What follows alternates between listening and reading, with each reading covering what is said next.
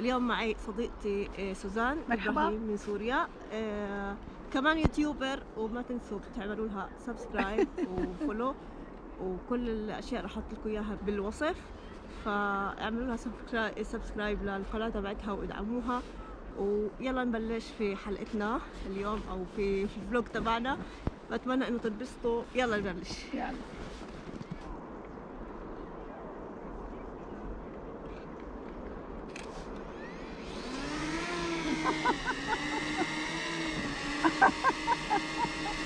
حلو.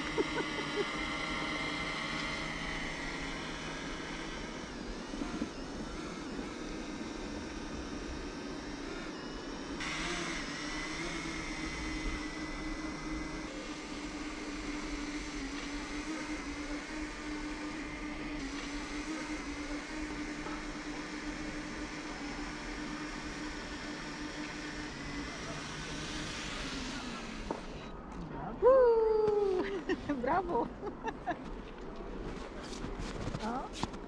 ويلكم باك. رجعت الدرون زي ما انتم شايفين سالمة، أول مرة بطيرها، بتروح وبترجع. فكان صراحة متعة كتير إنه الواحد يعمل شي بحبه، بالذات إنه هذا الشي كان محروم منه، أو كان ما في باستطاعتي إنه مثلا أشتري درون في البلاد عنا لأسباب سياسية وأسباب أمنية حسب الاحتلال. فالتجربة كانت رائعة جدا بالنسبة لي، إنه أغير درون، أستمتع في التجربة، الإشي اللي أنا بحبه، أصور بالطريقة اللي أنا بحبها. بشوفكم بعد شوي رح نعمل فلوج قصير في داخل نمشي داخل البحيرة. بشوفكم بعد شوي. سلام.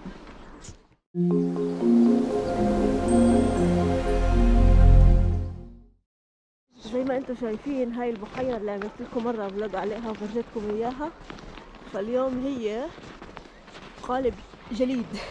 اليوم اول مرة رح امشي على البحيرة صراحة. قبل بمرة حاولت وما كان عندي هذا خلينا نقول اني بدي اجرب هذا الاشي، لانه بالنسبة لي غريب كتير اني اجي امشي على بحيرة انا بعرف انه هي هنا مي كانت. فكان الاشي كتير صعب علي استوعب هذا الشيء، لانه جديد علي هاي الاجواء كلياتها. فما جرأت، خلينا نقول بدي استعمل هالكلمة، خلينا نقول انه عن جد ما جرأت. فهاي البحيرة امشي قبلك بدك ولا خايفة؟ لا تمام. فأنا داعسة هلا على البحيرة. تخيلي حالك ماشية على المي. فتخيلوا حالكم انه انتم هيك ماشيين معي وعم تمشوا على تحتكم، بتعرفوا انه في تحتكم مي. فطول الوقت كنت اتخيل انه ممكن زي كيف نحضر بالافلام فجأة البحيرة بتنقسم. فانا هذا الاحساس الان عم بحسه، انه عم بتخيل انه ممكن هلا المي عم تتحرك فجأة، وممكن انه تفتح فجأة. فعمليا الاشي غريب. دارين ضيفي لهم معلومة انه البلدية كتير بتهتم بانه تقيس سماكة الجليد، وبتحدد كل يوم بتقيس سماكة الجليد لما بتحس انه ممكن يكون في اي خطر، بتمنع الدخول على البحيرة. هذه معلومة كتير مهمة يعرفوها. طبعا يعني ما بيعطوا المجال انه للناس عفويا تيجي تمشي على البحيره وهيك بشكل خطر وكذا، لا طبعا. يعني انا بحكي لكم بمعنى انه الهزلي، انه انا عندي هذا الاحساس طول الوقت بحسه، لكن هي طبعا هي مأمنه ومفهوم ضمنهم، يعني انه بتكون بيفحصوا طول الوقت وبتأكدوا انه لسلامة الناس، انه ما يتضرر اي انسان بحالة انه عم بيمشي على الجليد هون في البحيرة. فهي متماسكة جدا، ما في خطورة أكيد، لكن هي تجربة غريبة للي نحن مثلا جايين من الشرق الأوسط، من فلسطين وسوريا وبلاد الشام. فتجربة غريبة نوعا ما في عنا إشي اسمه تتجمد لا طبعا لا. تتجمد بحيرة أو ما إلى ذلك.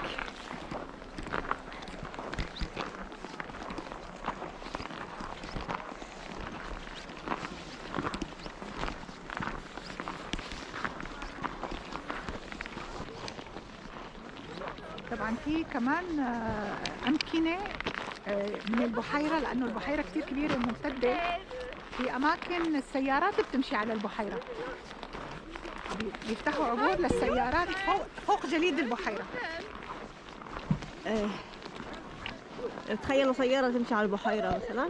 والله انا في قالت لي كاترينا صراحة. مزبوط، انا رحت مع كاترينا يعني كان مرعب بالنسبه لي اول مره انه راكبه سياره والسياره عم تمشي على جليد البحيره، ومثل ما حكيتي اول مره انه هذا الاحساس بانه يمكن يصير شيء ولا ممكن توقع السياره، وخاصه انه انا مش كثير بعرف اسبح فكان بس كان مغامره تستكشفي شيء جديد عليكي تماما.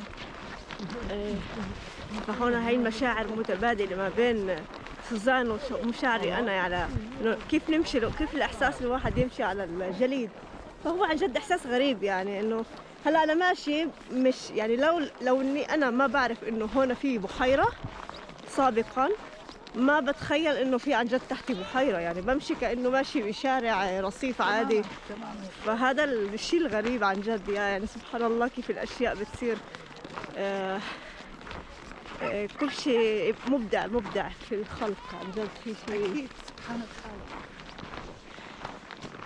الله. تمتعوا الآن في المشهد، يعني امشوا معنا فشوفوا منظر حتى الغيوم متلاصقة مع الأرض. الإحساس بحد ذاته كتير حلو، بتشوفوا الغيوم كتير قريبة من الأرض على المدى البعيد، بنشوف الغيوم كتير قريبة. تزلج، ناس تتزلج كمان عادي.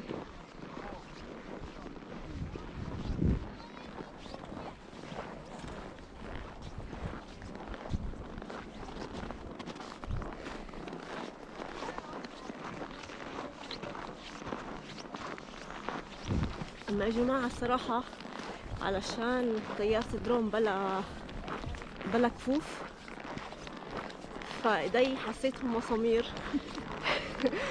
والله سريع الحقيقة، سريع رغم انه الشمس والطقس كثير حلو بس سريع. البرد يعني عن جد خيالي، يعني هلا نحن ماشيين عندنا 10 درجات تحت الصفر، فتخيلوا يعني عن جد في شمس حلوة والطقس حلو وزرقاء والسما زرقاء وطقس ربيعي نوعا ما من ناحية الشمس والسماء، لكن البرد يعني خيالي. يعني 10 درجات تحت الصفر انه نمشي وهيك، فالاشي يعني غريب ومتعب كمان بنفس الوقت. عن جد برد كتير، واكتر شيء بنحس بالبرد هو بالوجه وفي الايدين عمليا. لكن المنظر بخلي الواحد انه يقول معلش نبرد كل ما هالجمال هذا.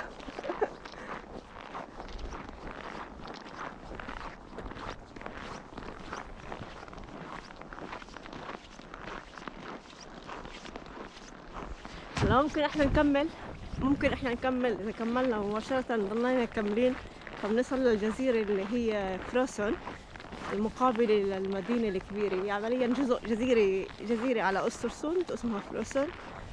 فنحن هنا بنقطع البحيرة ونصل للجزيرة المقابلة، فشي حلو جدا. هاي هي الجزيرة اللي بحكي لكم عنها فروسون، وسبق حكيت لكم عنها بفلوج سابق. فهاي البيوت كلياتها بجزيرة فروسون تسمى على مدينة أسترسوند. فنحن هلا بنقطع البحيرة عشان نقدر نوصل كمان للجزيرة أو للمنطقة الأخرى من المدينة.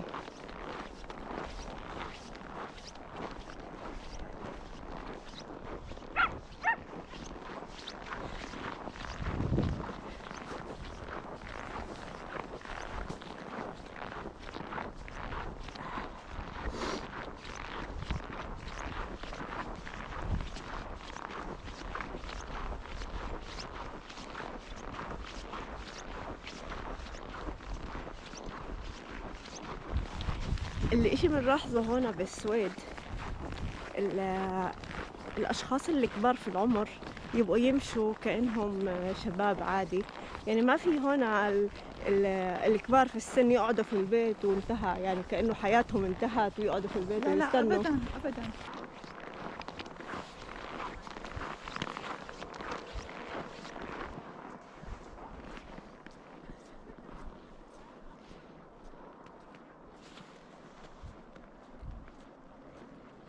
شوف ما احلى منظر مش مبينه بالكاميرا كتير، المدخل المصنع هذا طبعا. كأنه بتطلع غيوم. على فكره ممكن يكون بس يعني لإنتاج بخار الماء.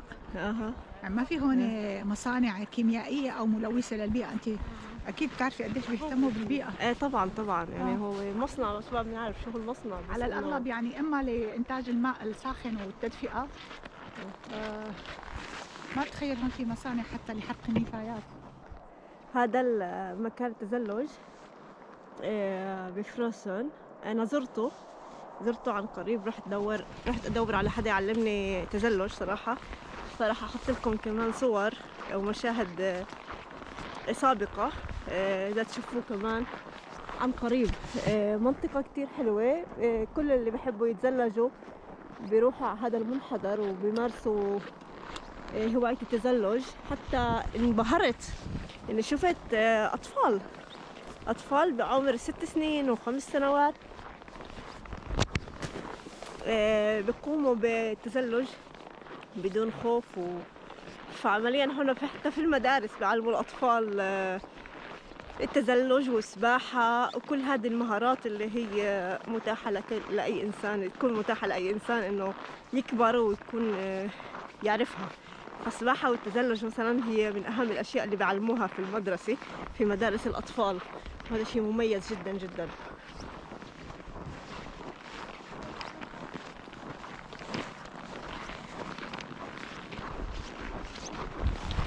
الإشي بنلاحظه هنا بالسويد، الأشخاص اللي كبار في العمر يبقوا يمشوا كأنهم شباب عادي. يعني ما في هنا الكبار في السن يقعدوا في البيت وانتهى، يعني كأنه حياتهم انتهت ويقعدوا في البيت ويستنوا. لا أبدا أبدا. فالمتعة اللي أنا بستمتع فيها هنا الناس، يعني بتلاقي شخص أو امرأة عمرها 90 سنة 80 سنة تبقى تمشي عادي، تتزلج، تمارس حياتها الطبيعية. فهون الحياة قديش بيهتموا بصحتهم، ده عكسنا للأسف. نحن ما بيصل الشخص عمره 40-50 سنة بقعد في البيت وبيهمل الرياضة، بيهمل الحياة اليومية. فهي الرائج للأسف عندنا في مجتمعنا العربي. فأنا هذا الشيء كتير بحبه بالمجتمع السويدي. كتير بيهتموا بصحتهم، كتير بيهتموا بنمط أكلهم، كتير بيهتموا حتى في الناس الكبار في العمر. صحيح. انت بتعرفي دارين قديش اخترعوا ادوات لتسهيل حياه الكبار في العمر. اي واحد عنده مشكله في المشي في الووكر الخاص، ويعطى مجانا ايضا لكل الكبار في العمر من عمر مثلا 55 وانت طالعه لفوق، فكله بيعطوهم ووكر. هيدا الووكر شفتيه انت كيف كمان له كرسي اذا حب يقعد بالطريق، له سله اذا اشترى هذا الكبير بالعمر شيء بيحط بالسله. فحياتهم كتير سهله، حتى اللي عندهم اعاقات جسديه كل الاماكن هون مجهزه، لانه هذا اللي قاعد على، شفتي انت هيدي في اليات صغيره مثل موتيرات ب3 دواليب، فهو بيدخل بيتسوق بيطلع بالباص بيطلع باي شيء، بحيث انه كل شيء مسهل لهدول الناس اللي عندهم هيدي الاعاقات ويطلعوا ويعيشوا حياتهم بكل ابعادها. يعني بالضبط هيك. يعني مثلا عندنا، انا بتذكر لما كنت امشي في الناصري وكذا، اي انسان مقعد مثلا على كرسي متحرك كان يصعب عليه انه يفوت على اي دكان تماما او على اي مكان. بالضبط. لكن هون كل مكان بنفوت عليه، حتى في طرقات خاصه اللي هي معده فقط للناس اللي عندهن، انا ما بسميهم اعاقات، لها احتياجات خاصه خلينا نقول. نعم. فعمليا حقيقة عاملين حساب لكل إنسان هون. الإنسان له قيمة بكل معنى الكلمة أيا كانت ظروفه. وهذا شيء مميز جدا. يعني إن شاء الله في يوم من الأيام نشوف بلادنا تعطي الإنسان حقه إنه يعيش بهاي الطريقة. زي ما أنتم شايفين يفتحوا طرق خصوصي عشان الناس تمشي، وكل شيء كتير سهل. يعني أنا بتخيل طول الوقت لو إنه هاي الأجواء الثلج عندنا طول الوقت موجودة في بلادنا فشو بده يصير فيهم؟ يعني ما بتخيل يقدروا يتعاملوا، يعرفوا كيف يتعاملوا مع هاي الظروف المناخية الصعبة. فهون تجهيزات بتكون يعني بشكل جدا عالي. تجهيزات كيف تحضير الطرق، كيف تنظيف الطرق من الثلج، كيف منح حتى فتح طرقات للتزلج كمان. فبيحضروا كل شيء يعني. يعني ما بتموت المدينة في اللحظة اللي بيكون في ثلج كتير أو عاصفة أو كذا. أبدا. بالمناسبة الآليات آليات البلدية دائما موجودة في الشوارع صيفا شتاء لحتى ترفع الثلج عن الأماكن سير المشاة أو عن الطرقات، وصيفا بإعادة تأهيل هيدي الطرقات اللي أثر عليها الجليد ولا الملح ولا أي شيء استخدموه. فبلدية بصراحة نشيطة. بتلاقيهم زي خلية النحل ليل نهار يشتغلوا، يعني ما يعني عجز رهيبين. فأنا بتذكر لما كنت في فلسطين يوم واحد صار في عنا نسبة أمطار جدا جدا مرتفعة. ف اللي صار غرقت، يا ريت بس مدينة واحدة، أغلب المدن وأكبر المدن غرقوا. حتى في سوريا يعني المشكلة أكيد كأنه كل دول الشرق الأوسط عندها نفس القصة. بآخر لحظة بيتذكروا إنه في شيء لازم ينعمل، فلما بينزل مطر كل سنة تقريبا بسوريا بتطوف الشوارع والبيوت اللي مستواها مع سطح الشارع ولا شيء بتطوف، الملاجئ الأقبية كلها بتطوف بالمي، فعادي مثل عندكم.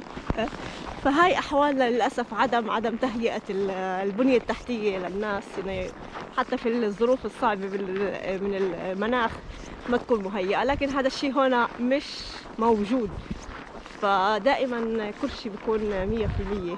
خلينا نقول، أو بديش أبالغ في شيء يكون 100%، 90% من الأشياء اللي هي بتكون مجهزة للاستعمال السليم والامين. انه بيعطي اللي بيسهل حياه الناس عموما، يعني بكلمه مختصره ما يسهل حياه الناس في هاي البيئه الصعبه شتاء طبعا. فهيك احنا بنحكي يعني زي دردشه عامه، بنعرفكم شوي عن اول شيء عن الطبيعه الحلوه، وثاني شيء عن نوع من الايجابيات بسبب المناخ. قديش في اشياء، قديش في اهتمام بالانسان، قديش في اهتمام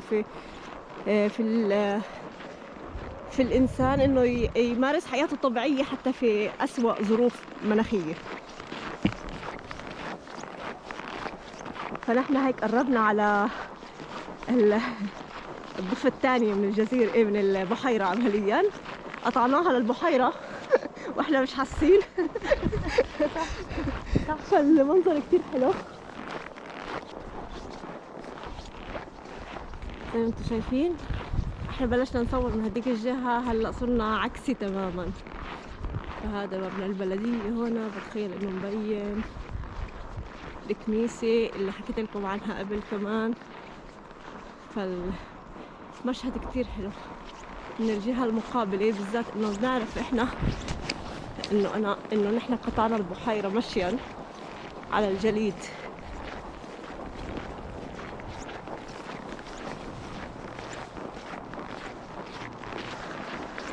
هلا عادة لما كنا بدي انا اقطع امشي بالجهة المقابلة، كنت امشي بهذا الطريق هيك مواجه على يكون محيط البحيرة.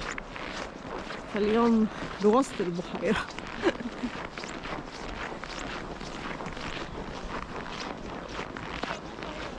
كيف الإحساس إنك عم تمشي على المي؟ إحساس حلو يعني، غريب، بضله غريب يعني بضله غريب، مع إنه حلو يعني، حلو الإحساس إنه تجربة بحد ذاتها. المشهد نفسه إنه تشوف البحيرة متجمدة ونقدر ندعس عليها ونمشي عليها، فهو بقدر ما هو غريب بقدر ما هو جميل. طبعا إحنا بطريق الرجعة. بتأمل إنه تكونوا انبسطتوا بهذا الفلوج القصير اللي تعرفنا فيه على البحيرة وهي متجمدة زي ما حكينا، وكيف الطقوس بتكون بالشتاء عند الشعب السويدي، كيف بيستغلوا حتى المناخ البارد لإشي ترفيهي، وبيعكسوا الحياة لإشي اللي يستمتعوا فيها قد ما بيقدروا. فكل اللي بتمنى انه تكونوا استفدتوا واستمتعتوا بالمشاهد اللي فرجيتكم اياها القصيرة. وحابة اقول لكم بس سلامات، ولا تنسوا للي مش عامل سبسكرايب وشاف الحلقة هذه يعمل سبسكرايب ويدعم القناة، ولانه انا ما بقدر اكمل من غير دعمكم. والى اللقاء في فلوج جديد وموضوع جديد نفتحه. سوزان تحب تسلم عليكم؟ باي. إلى انبسطت اللقاء. بالمشوار مع دارين، اتمنى تكونوا استمتعتوا كمان انتم. فهيك عمليا وصلنا لاخر الفلوج، والى اللقاء في حلقة جديدة او فلوج جديد مع دارين. سلام.